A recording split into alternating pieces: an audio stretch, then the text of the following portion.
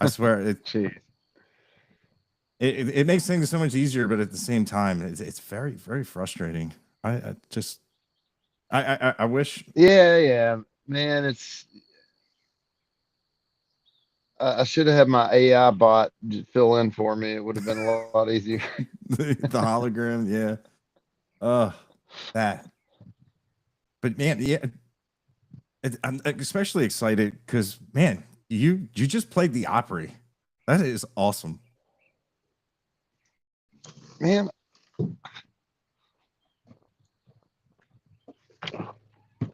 man, I didn't get any of that. No, I didn't hear any of that. okay. I said like what a time to be I'm. able to talk to you because you just played the Opry. Oh yeah, man. Man, I've had like a crazy few months here. Like seriously, with the record coming out, and I went on I went on the Opry. Just been touring a lot. I, did a lot of TV stuff. I went on Fox News. My dad would have been really proud of that. Uh, but yeah, man, it's been an exciting time for me for sure. It's weird to be 46 and for all this stuff to be happening, you know. It, do you think it's like it's about time? Because I know your fans and everybody else thinks that these accolades should have been brought on a lot earlier. Man, yeah, sort of. It's very welcome, you know. I'm very excited about it. Uh, the about time thing. I, I've got a 10-year-old and a 7-year-old, and as uh as I get older, glory really isn't that important to me anymore. And the opera is a lot of things, but it's primarily glory. And so, like something like that just kind of went off my bucket list years ago, so I didn't expect it. So it's a surprise. So it's even better, you know. And at this stage in my career, I've been doing this for 26 years, more or less, professionally. To have those moments happen at this time in my life, man, it's just the wine's a little bit sweeter. Um, I know I'm enjoying it more than I would have back then. Yeah, like I tell people, like learning about country music because I'm 44 and I think I'm at the right age where I definitely respect it more. Because I've always loved literature, I always loved stories, I always loved writing, but I've always man, I guess I kind of found out when I started like listening to country music and talking about it. Like I know with like one of your songs, uh, man, I can really miss the message the first time around, and for some songs, and sometimes I'll like re-listen to them, like Good and Drunk. I was like, man, I love the keyboard, I love this, I love that, and I'm like totally missing like this is like a super super sad song, and it, it, it's it's been interesting of flipping over because I'm a musician and I always I hear the percussion, the bass, and everything, and all that first before I really get the lyrics. And like country's like really, I've been really really trying to get like that filter where I can just focus on the voice Yeah, and yeah, man.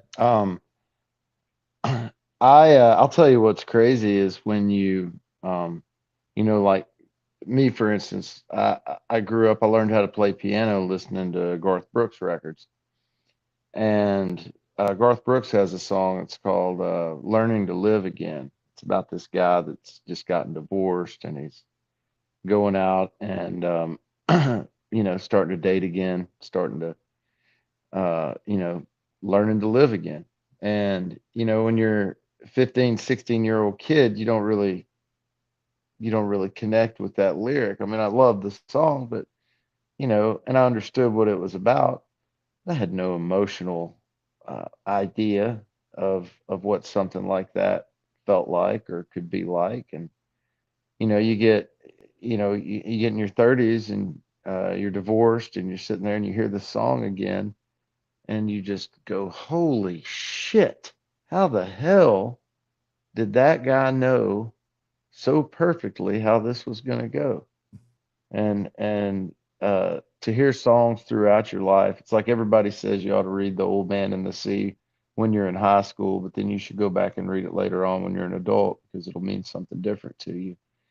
And that's country music, man. Like those the uh and I know what you're saying, like hearing something once and then hearing it again and going, holy shit. But I think that's because country music is about uh r- I think country music is supposed to be about real life, not just a tailgate party and not just a honky tonk and not just a broken heart, but maybe that stuff, but really country music is like the under the skin part of life. And I think, when you can write a song, when somebody writes a song that can do that, they can really get down underneath what you see.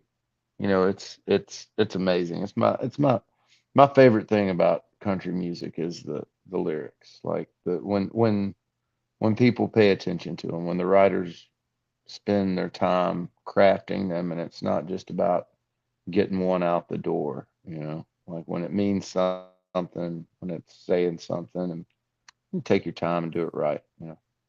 Yeah, 100%. Yeah, I agree with you. And are you a Hemingway fan? Actually, it's Old Man in the Sea with his. Yeah, I'm a huge Hemingway. Yeah, I don't really even like to read that much, man, but I love Ernest Hemingway. I've got an insane amount of Ernest Hemingway shit everywhere in my house. I have all of his books in triplicate. I've got first editions. Man, I bought a I bought a certificate he signed on eBay the other day. It should be here by the end of the week. Nice. Uh, That's awesome. yeah, So big Hemingway fan. I had no idea. So it's like, do you apply like his the iceberg theory or theory of emission of his in your music? Is that of how like the 10, share the reader 10% and let Uh, them live the story 90? s- so, man, it's kind of the opposite. Not Interesting. not the opposite, but it kind of happened the opposite of that.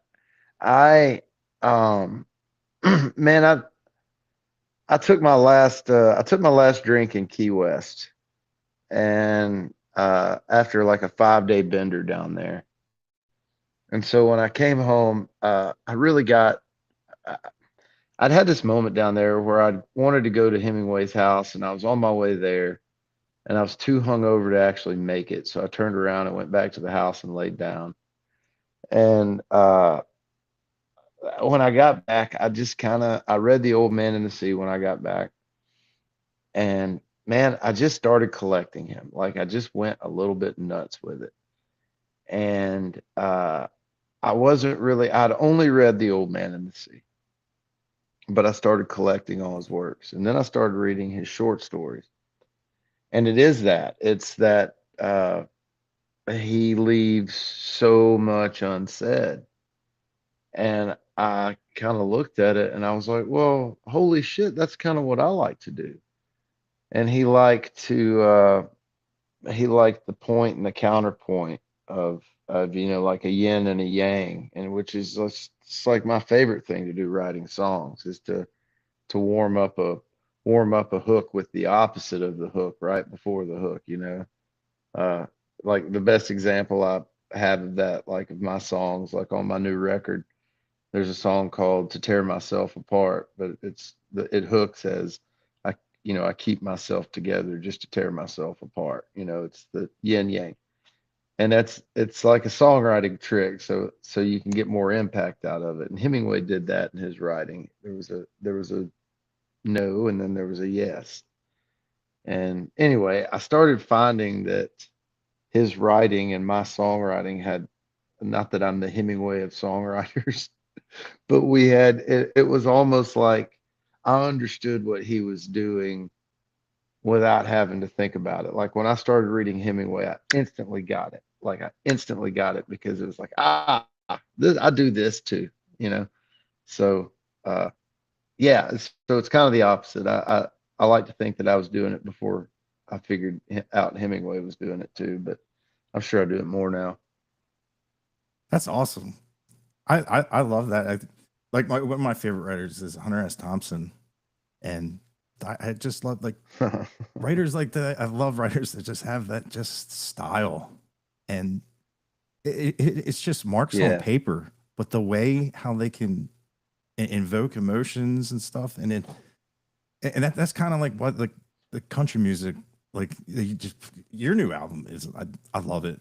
It, it's done so good, and it's that it's stories, and I really you just have a Oh, great way of writing lyrics that because I know like it's very rarely do I have somebody on like my band we cover your music like I don't other than oh, no kidding. other than Cody Jenks I don't think I've ever had anybody on that covered like we play like Sound of That's, Chains like when the governor never called I'm like oh that's yeah, so that's the one. Dude, Scott Ian played on that. He did he played just a rhythm guitar track. Uh, and that was his wife Pearl doing all the harmonies on there. Dude, that's cool, man. Thank you. That's neat. yeah Uh, I love that song. I think that's my like of all my songs, that's my I think it's hilarious. Like when I sing it, like I'll crack up sometimes because the song is about this guy that was very jealous and killed his wife and her lover. But then he went to jail and he found God while he was in jail and he's forgiven now, right? And then he goes to court and the judge guilty and death sentences him to death and he's like, "Ah, it's cool. I'm forgiven. I'm good." Uh and then he finally goes in and dies and he wakes up and he's in hell. He did something wrong. He doesn't know what. you're laughing at He right now doesn't know, but he's down there and he's with them. got him Yeah, he's stuck down there with his wife and her boyfriend. I oh just, that's man, I was really proud when we wrote that because I just that poor bastard. Like, wait a minute. oh it's, Sorry, I'll never laugh at my listen own to it jokes. I'll never listen to it again the same way I'm like It's oh that's funny, man. It's like if you just kind of put a mopey look on his face, the whole thing. Oh shit. oh that's Is this that's how most of your podcasts go? yeah you can never know that's hilarious oh oh my god I can't wait Man, to that's tell cool my that buddy you do that that. yeah my Man, and we wrote that. My buddy Greg and I wrote that song. We had just watched a documentary about Timothy McVeigh, the guy that blew up Oklahoma City, and we wanted to write a song about a guy who just had no concept of right and wrong, like no remorse, like uh, and that was the character in that song. He killed his wife and her boyfriend. He didn't feel bad about it at all, and he was fine with it. He was gonna go to heaven. He's good. And it's just like he never really got it what he did. So Timothy McVeigh is way worse than the guy in the song, by the way. So yeah definitely we couldn't go full Timothy McVeigh. yeah yeah Uh, just a skosh just a little bit but that reminds me of your new song on the album you say what terrible with lyrics but I said I may not be at the right hand of God but I can throw the trash away in heaven that song Little Oh, okay, Wings yeah, man. that's Well, a cool song it's, oh, that's so it's that's Stray Cats and Stray Dogs and Alley Stray Cats Cats is Stray Dogs and Alley Cats. And I didn't write that one either. That was there's two on there I didn't write. Here I Am but and Stray both Dogs. And but there's a story, uh, uh, Stray Dogs and Alley Cats was written by this very respected, wonderfully talented, iconic songwriter named Harley Allen. And Harley was a writer of great songs. Like he was not he wrote a lot of hit songs, but they were great songs. Um, and I had a lot of respect for Harley Allen. And as a songwriter, how could I not? But he used to come into, I used to wait tables at Applebee's, and he used to come into Applebee's 3 or 4 nights a week, treat me like shit.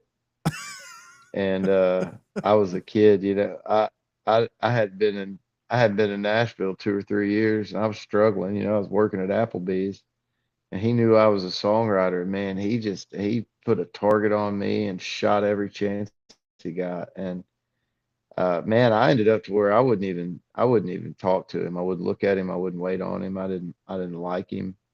Um, I saw him a few years later, and we had a conversation. It was fine, but he was always a real dick to me. I tell people he treated me like gum on his shoe. And uh, but anyway, so you have those things, you carry those things in your heart, and I did, and I always loved that song, and I always wanted to record it, and I always stopped short of recording it because fuck that guy. And at some point, I was like, man, he's dead now. Like, what am I mad about? Like, he wrote a lot of great songs. He had a lot of has a great legacy.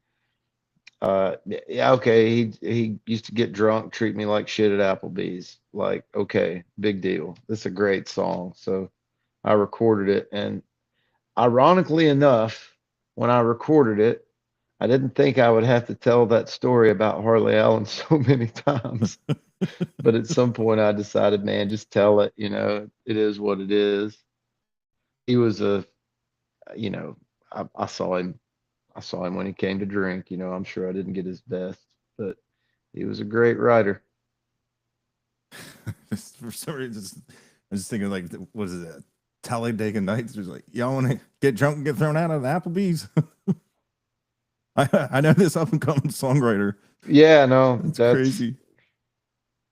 Can you go yeah. in They the would never throw Applebee's? Harley out. Like, Can cause I? because I I mean, I I wouldn't. I waited tables at Applebee's, and no, I won't go. It was a terrible experience. No, man. Man, I ate the same thing there every day, and it used to piss the line cooks off. I would order a kid's grilled cheese sandwich with a tomato on it, and it only cost me like 2.99 or whatever. And I get that half off, so I was getting $1.50 for my. Can't fuck up a grilled cheese, man. I don't care. Yeah. Oh man, it's yeah. That was one of my worst jobs. I couldn't. I can't believe like they can staff Dude, those it was places. wild, man. Man, here was like for me, I grew up in Arkansas, and yeah, you hate to say things like this, man, but like there was a lot of there was a lot of small-mindedness where I grew up. And Mhm. and I came to Nashville with a lot of that just kind of in my head, but like the first job I got, uh well, not the first job, but one of the first jobs I got was waiting room service at a Marriott. And Marriott was a place where, man, there was a Pakistani guy working back there in the kitchen. There was an Indian guy. There was a Mexican guy. There was a gay guy. There was a lesbian. There was a a, a metrosexual guy. There was I mean, just like if you could think of like the United Nations, except it was all in a kitchen at a Marriott in Cool Springs. And it was kind of my first experience and realizing that like wow, good people are everywhere. And also you know, pieces of shit are everywhere too. Like anybody can be a piece of shit. You don't have to be a you can be a perfectly straight white guy and be a piece of shit. You don't have to be a Muslim to be a piece of shit. You can be a nice guy and be a Muslim. Like, because I had this, you know, it was a small town in Arkansas, and so that carried over, man. Applebee's uh was a great thing. Like you just in Applebee's, it was all these kids, right? Like how old were you when you worked at Applebee's? 20s, uh 30s, early 30s, maybe? 19. I was 19.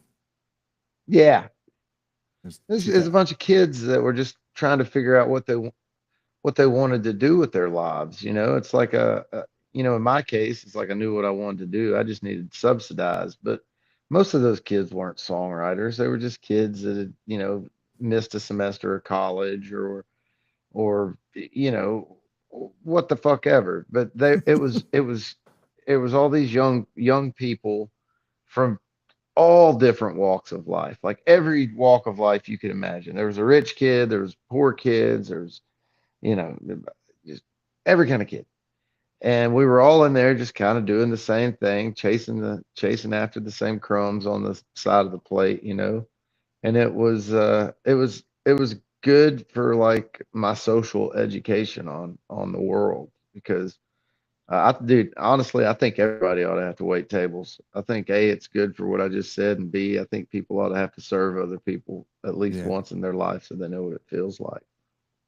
Yeah. Get a shitty tip. Yeah. Yeah. Yeah.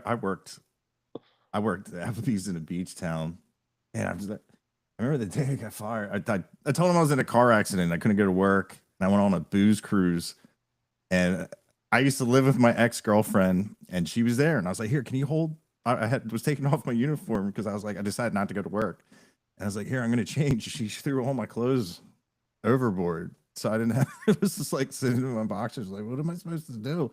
And then they're like loading up this ship, and here comes my manager from Applebee's. Was like, "Yeah, you're going to need another job." But Oh, I got another job at oh another wow. restaurant, and there was a lot of Russians working there, and they were all worried. They're all worried about. They're like, listen, we need somebody to like help Expo in the kitchen, and they're Russian. I was like, okay. I dated a girl from Russia. It's no problem. And they're like, oh, so you speak Russian? Thank God. I'm like, no, but I knew how to spell my name in Russian, and I put Uh, it down, and they're like, oh, and I was like, yeah, yeah, we're friendlies, you know, and it was really cool. I learned a lot of stuff and a lot of there was I just remember, man, there was a kid from Romania and another kid from he was probably from Jersey was just messing with him and he pushed him and dude from Romania got him in like an armbar and he said, "Yeah, you don't have mandatory service here. It shows." And I was like, "Yeah." I was like, he, everybody in Romania can fight, you know? holy Like shit. I was like, the Yeah, I mandatory guess service so. country, the bar fights must be so much like on a different level than like here. Like, I was like, man, this gotta be wild. Yeah. Oh gosh. I mean, Probably why they have vodka. My healthcare. God. Yeah. But it definitely helps All right. your perception of people in the world and just be nice. You know, it's so much Yeah. easier. I I miss it sometimes. Like it was a fun time in my life for sure. Like, you know, no responsibility really. Just, Oh, you know, get through the week, pay the right? rent when you could. Yeah. Oh, Yeah. that so much like you even didn't have rent. I'd just be like, whatever. What are they gonna do now? Like if I can't pay a bill, I am Oh gosh. no fingernails. It was I'll tell you what they'll do. I'll tell you what they do when you don't pay rent. They sue you yeah, and they take you to court yeah. like they did me and my roommate Tommy. You've been served. Uh, yeah, Oh yeah, it was terrible. it's it's it's wild. Of just the phases. of adulthood. Just like looking back, like everyone has those stories, and I just wonder, man. I go out and I see so many people like with their heads in like the younger kids and their iPads, and I'm like, man, you're missing out. I'm like, what? Yeah. You should be Yeah. shooting You could be getting, spitballs at me. What? yeah. Oh gosh, man. I wrote a song this week. Um, Something happened many years ago. I'd gotten really drunk, fell in some bushes behind this studio, and Jamie Johnson found me. And he got he and this guy named T.W. Cargile, they pulled me out and got me inside. But anyway, I've been, God, 20 years since that happened, but I finally put it in a song last week. Uh, I've got all these stories, man. It's hard to figure out how to make them music, you know? At the Right. end of the day, it's like the story is it's just part of a bigger song, you know? Now, like That's what it turned out to be. with your new record, I know I read or maybe I heard somewhere like they're like not all like new, some of them are old and whatnot. Did you have like a song on there that like fought you all the way to the end of just getting completed?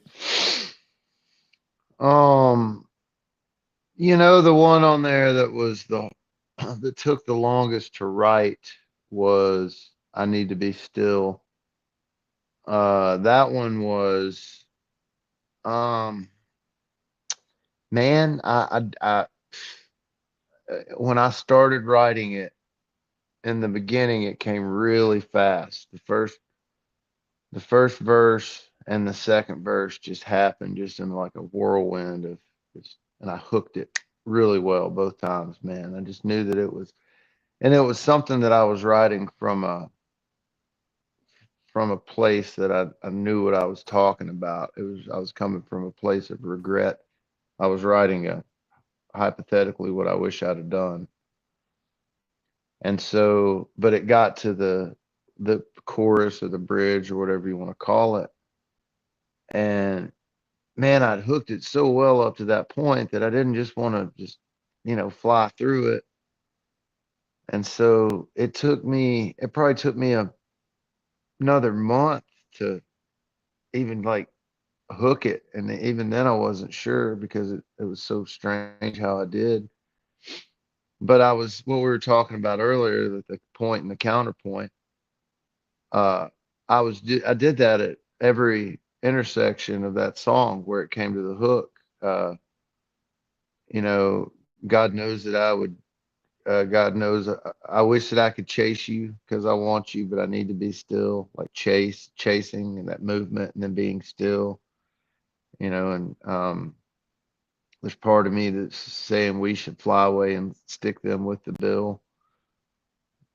Again, a movement, and I kind of did that in the chorus. I did it artfully, or the bridge, and then I got to that third verse, and I was like, "Oh God, what do I do now?" Because it wasn't just about getting to the hook; it was having that movement before the hook that I had to have because I'd done it every other time. And if I didn't do that, I might I might be able to fool you. You might not notice it, but I would notice it. And so I got stuck on that for another couple of months until finally I was going down the road and I was just trying to think of movements that weren't being still and weren't running and then it just hit me crawling. And it was just this huge moment. Just 'cause I was like, crawl, he crawls, he's crawling. Uh, can you still hear me? Yeah, yeah. Okay, good deal. Uh, I was just checking. Sometimes these things screw up. But anyway, yeah, I finally, who knows how it goes, and I'd be crawling back once we had had our fill. So better safe than sorry, girl. I'm sorry, but I need to be still. So I hooked it. But that one, that's the longest I've ever spent on a song. And I'm proudest of that song, I think, than any other song. Just as far as like the effort that I put in it to making sure and the end result and everything about it. I'm just really, really happy with that one. But it was the toughest. Is there a song if there was one song off the new record, if someone's never heard Ward Davis before, is there a song that you would want someone to start off with first?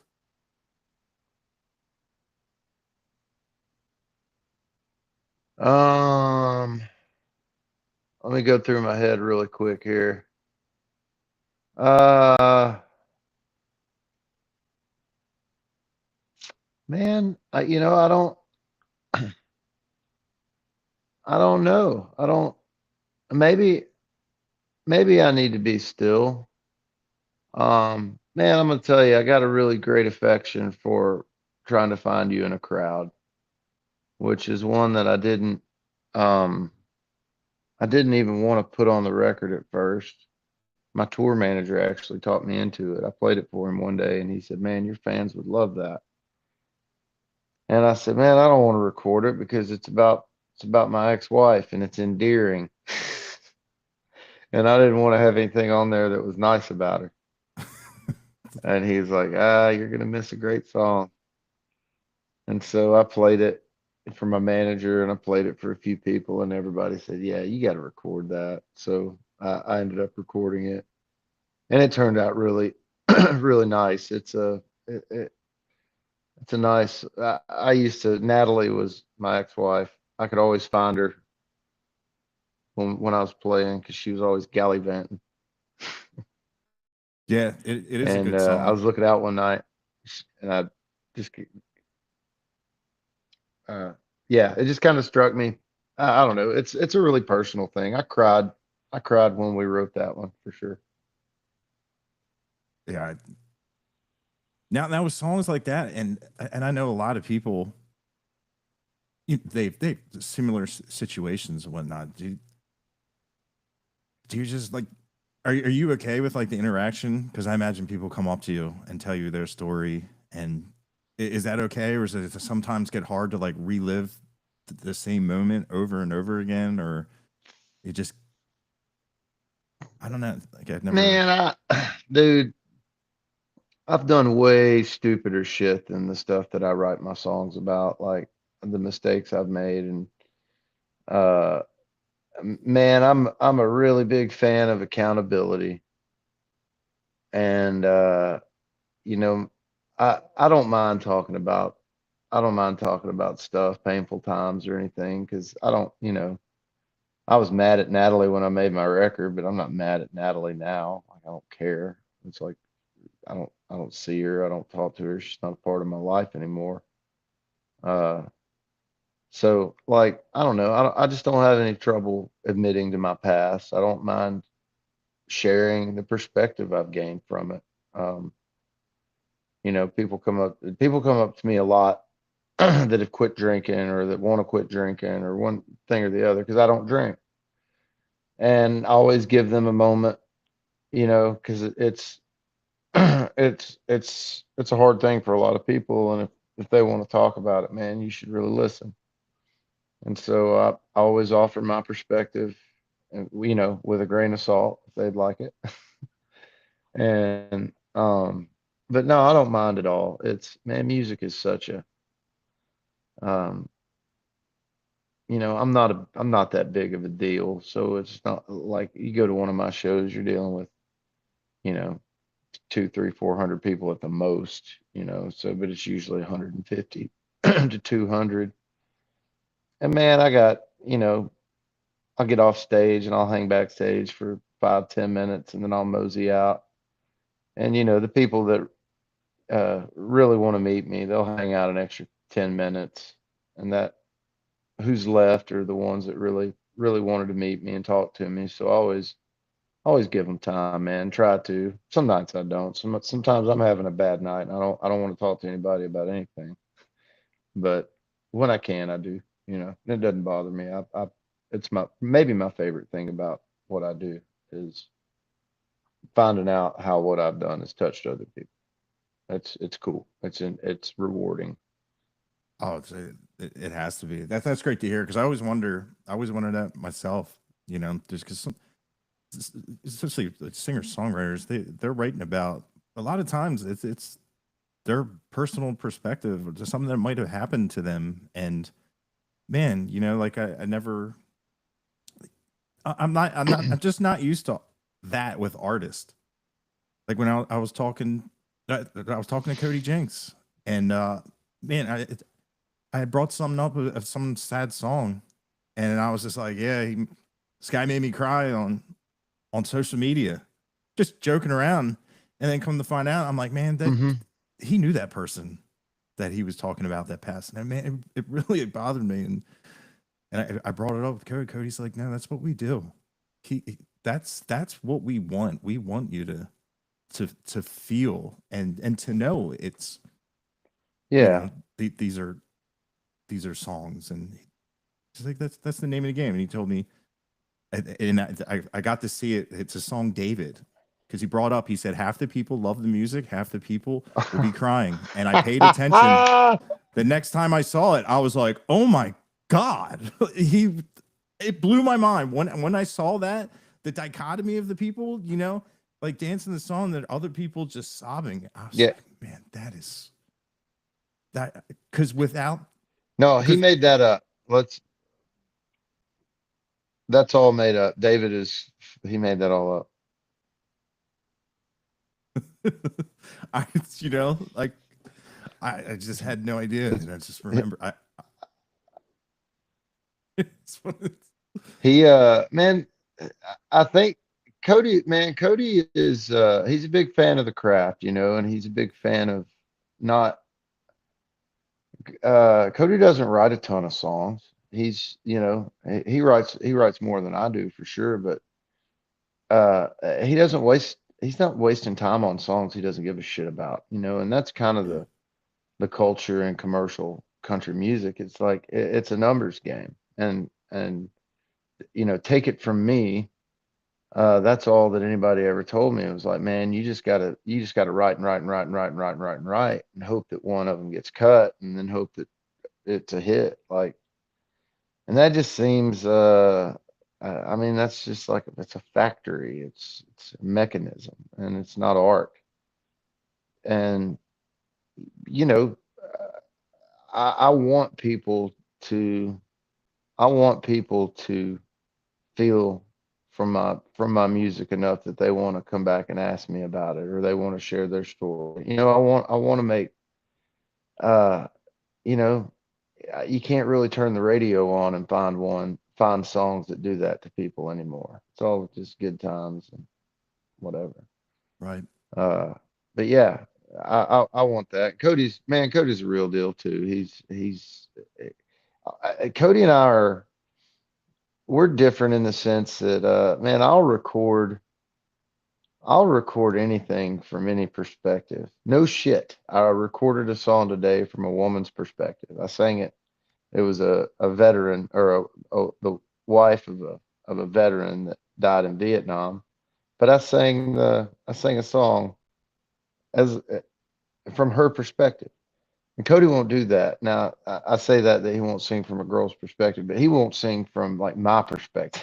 Like he won't sing if it's not Cody, he won't put it out there. If it's not him on some level, he won't put it out there. And you know, like where me, man, great song, you know. Uh Stray Dogs and Alley Cats, that ain't me. I've never even dude, you don't want to see me in a pool hall. If you do, get your wallet out because I'm awful. You can take all my money.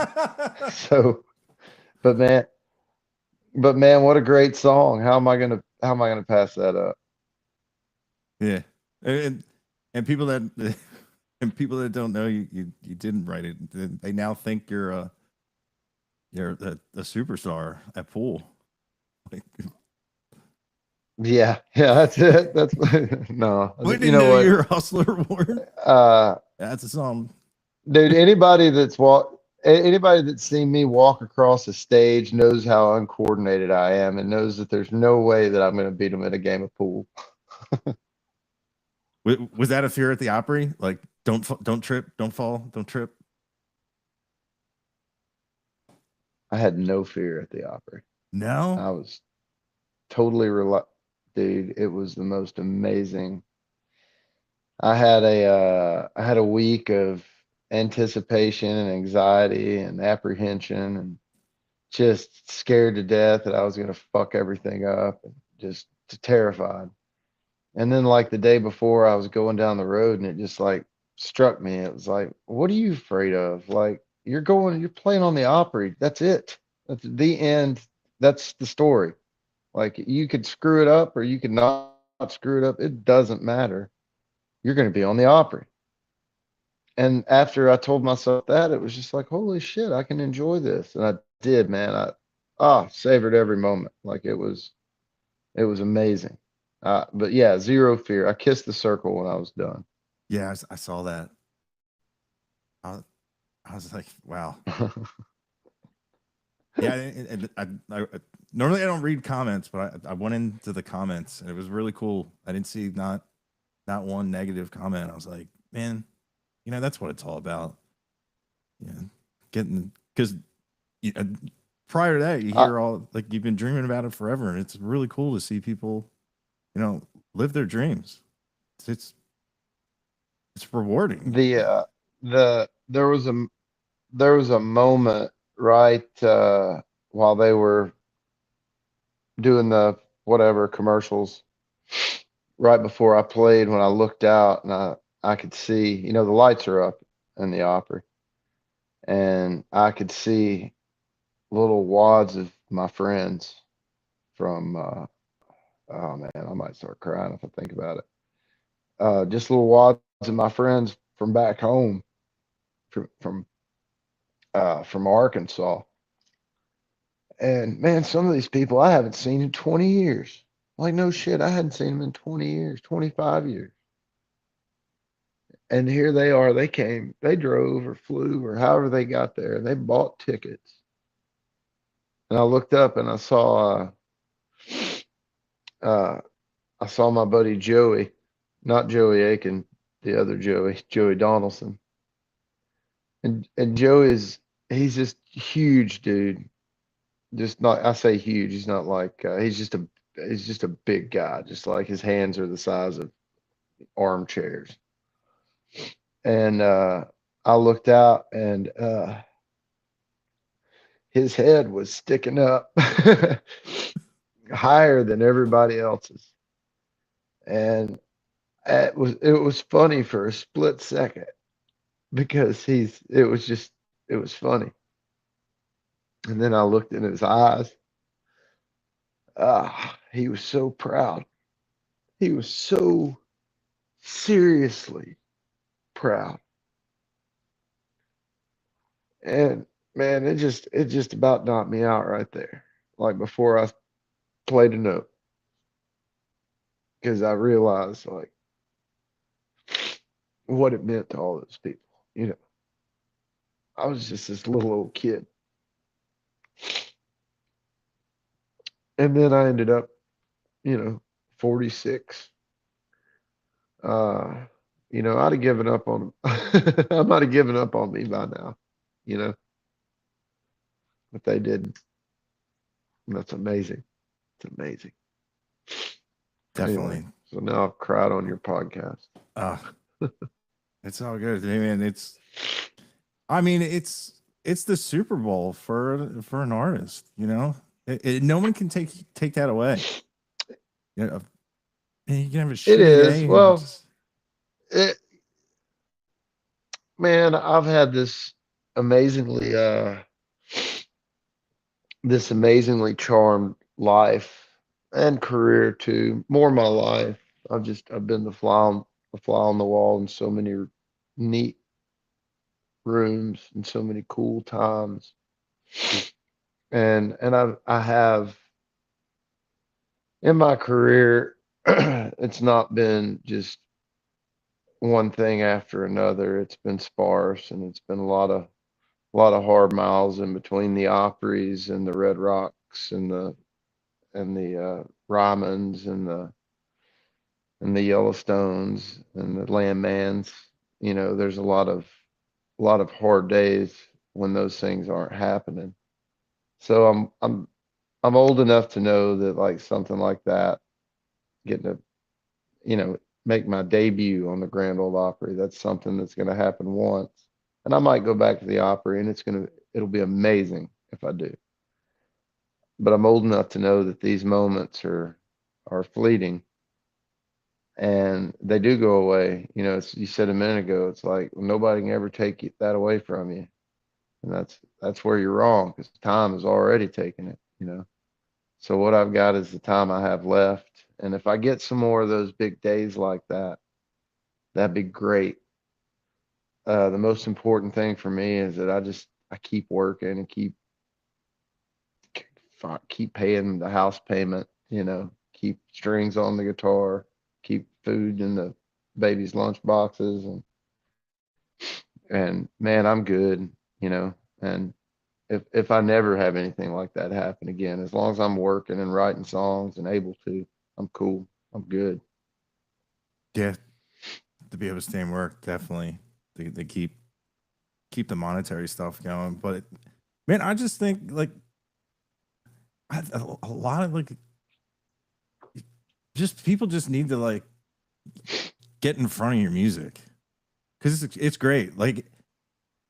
Like I noticed, I know like even when I was listening to like all the heavy stuff, I would appreciate a lot of your music of because it does have like a heaviness and with the lyric perspective and like I don't think a lot of people understand like you've written for a lot of big names and like it's just people just need to be introduced to your music because Well, it's good.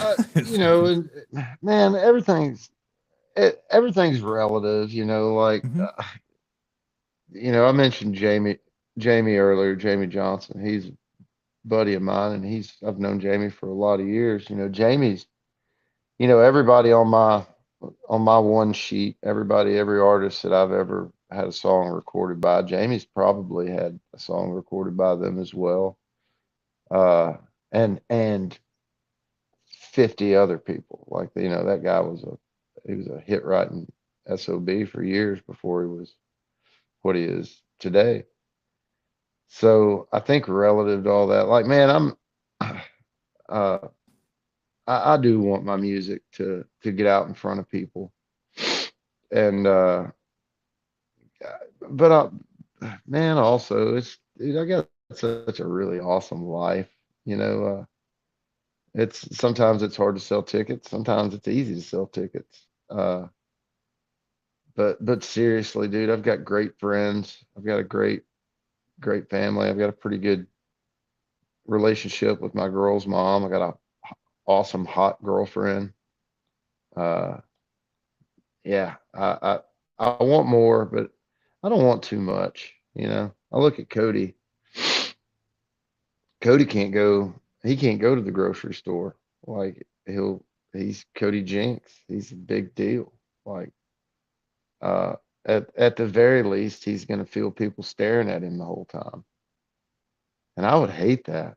You know, I like living in a small town and going to I literally go into a Piggly Wiggly and nobody bothers me or looks at me. If they do, it's because they know me or know my kids or, you know, life like that. And I Yeah, appreciate that, man. I do.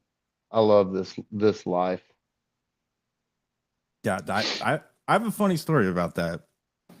So because I was down at mile Uh, zero, my first mile zero. Steve, who we're talking to earlier, he was like, "Look for this person," and it was a Rio Tripiano. So long hair, beard, cool hat, and I saw a guy that looked like that, and I said, "Hey, excuse me, are you Rio Tripiano?" And he's like, "No, I'm not. I'm Jeremy Noble." And here, somebody just walked up to him and said, "Are you Ward Davis?" So like, I grabbed Drew Herrickle was there. I was like, hey, Drew, come here. Does this guy look like Ward Davis to you? And he's like, I see it.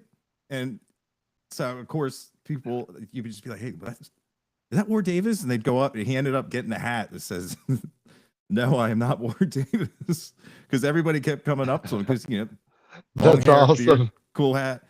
And yeah, it was pretty funny. And then the next Mile Zero I just went to the last one. I thought, I looked over, I thought it was Bree Bagwell, and it turned out to be Juliana Rankin, who you just cut a song with. And Oh, yeah, Juliana, she is a boss, man. She's great.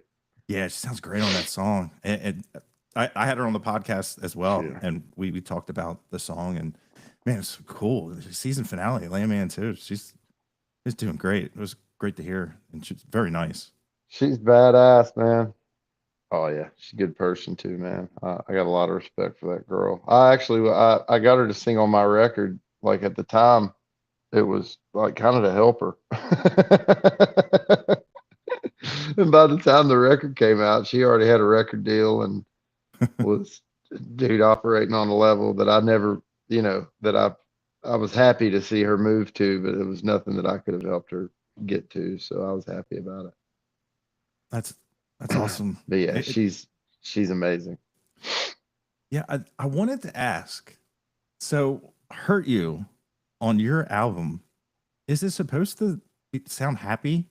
It's I never would have guessed it because you know with the Apple it just goes through, and I'm like, oh, is this a major? And then I hear the lyrics, and I was like, whoa, I did not see that coming. It had like a it- Yeah, way- you know, I didn't really go to record it happy. I think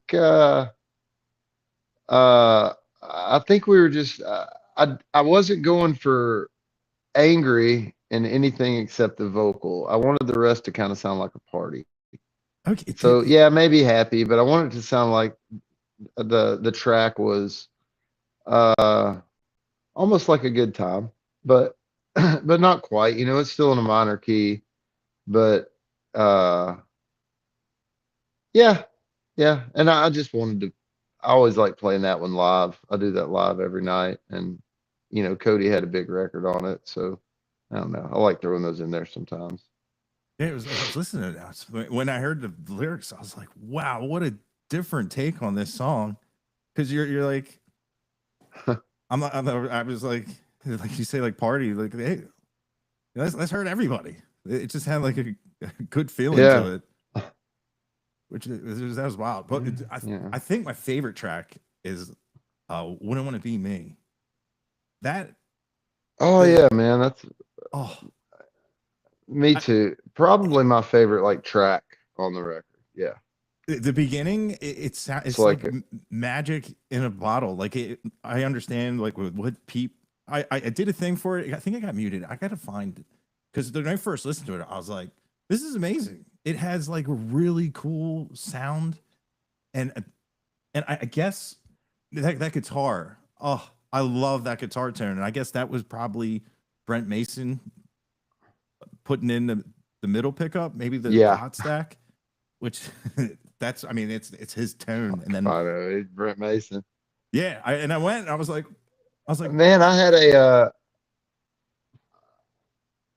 I had a session. I was booking a session. I thought, man, I'm gonna try to get Brent Mason, Eddie Bayers, and all these guys, and I got them.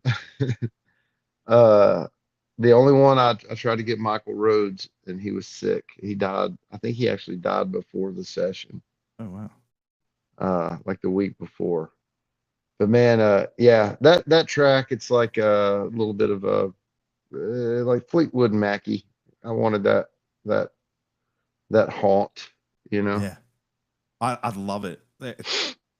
It's man. It's what I keep telling people when people are like, "Man, I miss the old country. I miss all that old sounds." I'm like, dude, there's people like you doing it for years, and I'm like, look no further, and just hearing that, because like, and I always say this, like I get to pick my legends, you know, a lot of people they grew up with George Jones. They grew up with all this, and like I get to pick people, and I get to talk to people because like man, the one thing like the legends they have like these stories because not only are you a fantastic you know singer songwriter and musician, you have like a legendary status to me because whenever your name's brought up, like whenever I heard, I didn't know anything about George Jones, you know, and they'd be like, oh, you know, the lawnmower, you know, and just the stories, and I was like, Yeah. oh, and they always bring up the Hayes in Kansas, and I love that, and Yeah. Yeah. I never went. I didn't want to like. I miss the old days where, you know, like all you hear about the bands and their riders and like their craziness, and then like you grow up and it gets ruined. They're like, oh, they did it for safety, and like you can Google and find out what it really means. But I love how everybody tells the story different, and it's just because in your social media, it's hilarious.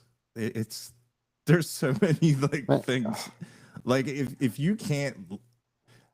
you can't find anything to like about Ward Davis, I think it's you. I think you would be the problem because it's a man. Whenever I see a new status or yeah. something, I'm like, oh, it's it's a Man, very I just try to be, yeah.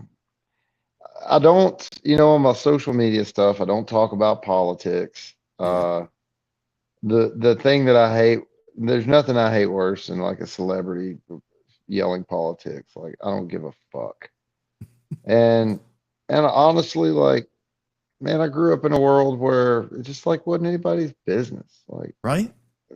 it's my business who I vote for. Yeah. Like I'm not gonna, it's not my job to change people's minds or make them like I know my audience, dude. I'm a fucking outlaw country singer. You think I don't know how my audience votes? Whether I agree with them or disagree with them, I'm just not gonna talk about it. Like uh, it's not my spot. Why, dude? Be funny. Be like make fun of those people who do that. Like bring something good to somebody's day. Like why bog them down in your own bullshit? Like Right. just I just try to.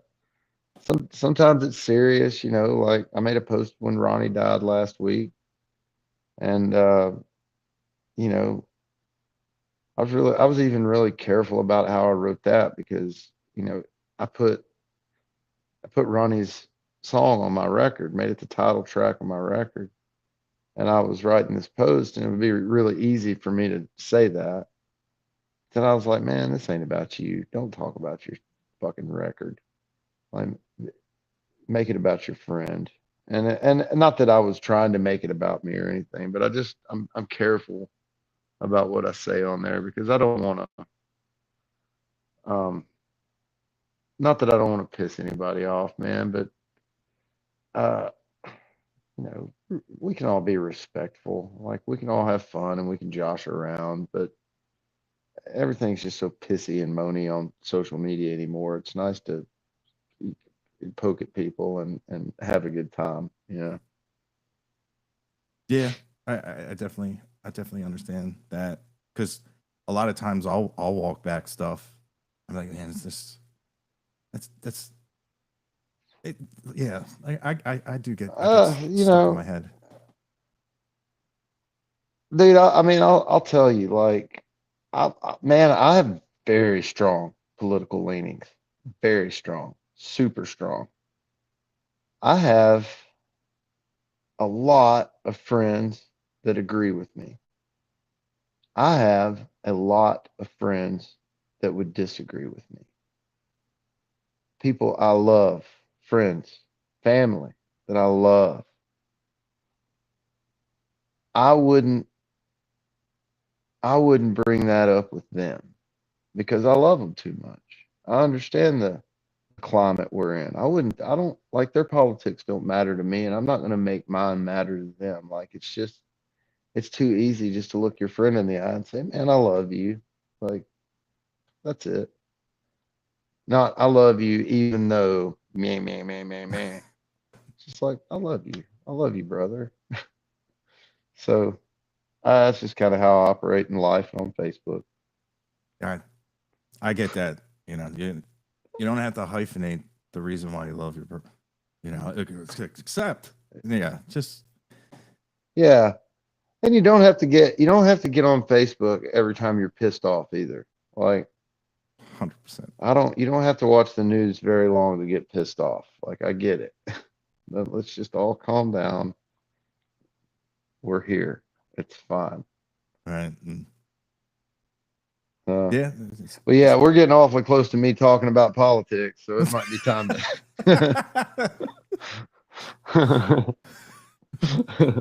That's funny. Oh shit. But yeah, man. Oh yeah. But yeah, we talked for an hour. If there's anything else you want to bring up, or Man, I'm cool. You know, uh, again, shout out to my only heavy metal friend, Scott Ian. He's Scott, Anthrax. he's the only one. Anthrax, yeah. Oh, okay. He's my buddy. Oh, all right. Yeah, man. He so Cody and I were so I'm friends with this guy his name is W. Earl Brown, and Earl he's a fucking incredible character actor. I promise you, if I showed you his picture right now, you'd go, "Oh, that guy," because he's in so much shit. He was Mary's brother in Something About Mary. He was really famous for that. But he was also in like Deadwood, which is one of my favorite shows of all time. But anyway, years ago, I'd gone out to Los Angeles for a few days. One of my buddies had written a hit song and had a bunch of money, so we decided to go to LA. And we went out there, and long story short, we ended up in a poker game with fucking Jerry Cantrell at Jerry Cantrell's house. We're in there playing poker with Alice in Chains, and on the 4th of July. And anyway, so that happened, and it was just kind of a fun story. But fast forward years later, I was going to be in LA with Cody. We were going on Conan O'Brien to play I'm Not the Devil together. And I called Earl and said, "Hey, man, I'm in town. You want to go to dinner or something?" And he's like, "Why don't you and Cody come over to our house after dinner?" And I said, "Okay, cool." I was like, "Hey, Cody's a big metal guy. So I don't know if you want to invite Jerry to dinner or not, but I know that he would love that." And Earl said, "Oh, he's a metal guy." He's like, "I'm really good friends with Scott Ian. I should invite him." And I said, "Okay, yeah, cool." And so he invited Scott. Jerry didn't show up, but Scott and his wife came, and we've been friends ever since. But yeah, he's my metal buddy. He actually got me I went out for Pearl's 50th birthday party last year, and I actually sang what was the name of that song? He got me to sing some heavy metal song. I can't even remember what it's called. It was just like cigarettes, cocaine, nicotine, marijuana, something in and alcohol. It was I don't know. It was totally out of my wheelhouse. But I got up there and it was like uh Duff, uh the bass player for Guns N' Roses. He was there. He was playing. Yeah, that was pretty fucking cool. Yeah. Uh but yeah, that's the only time I've ever done any heavy metal was that one night last year. Might have done some AC/DC karaoke. That's, that's close. That's Yeah. it's pretty heavy. That's why I'm playing poker with Jerry Cantrell. Oh, but Yeah. man, like who goes all in with who goes in with pocket twos? Yeah. Oh, apparently Ward does. He took Dude, all Jerry's money. let me tell you what happened. Jerry and I had a moment, man. It was pretty fucking gnarly, actually. Like we were all in this poker game, and man, Jerry apparently like when he quit doing drugs, he started playing poker. Like he likes to take people's money. Like that's his, he loves it.